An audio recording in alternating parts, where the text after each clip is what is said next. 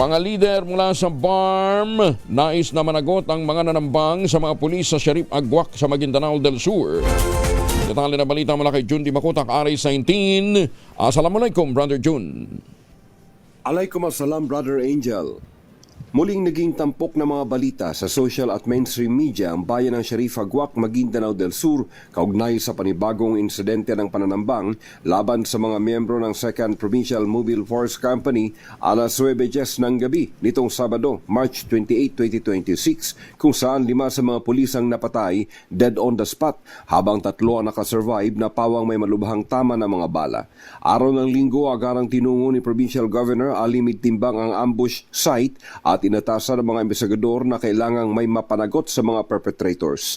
Habang si BARM Chief Minister Abdul Rauf Makakwa naman, binisita ang 3 sugatang pulis na kasalukuyang nakakonfine sa CRMC o Cotabato Regional Medical Center sa Cotabato City upang mabigyang moral support, ganun din ng financial support ang mga pasyente at kanilang mga pamilya. Sa pahayag mula kay Chief Minister Makakwa, hindi lamang umano basta insidente ito ng krimen. Ito'y maliwanag umanong banta sa kapayapaan at sa lahat ng Bangsamoro at hindi niya umano palalagpasin ito nang walang mapanagot sa inutang na buhay ng 5 miyembro ng kapulisan ng Probar.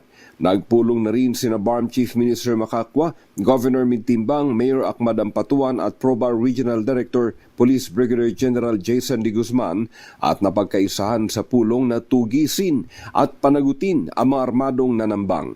Sa kasalukuyan, ramdam ang muling mahigpit na police and military security measures sa mga checkpoints sa 2 probinsya ng Maguindanao.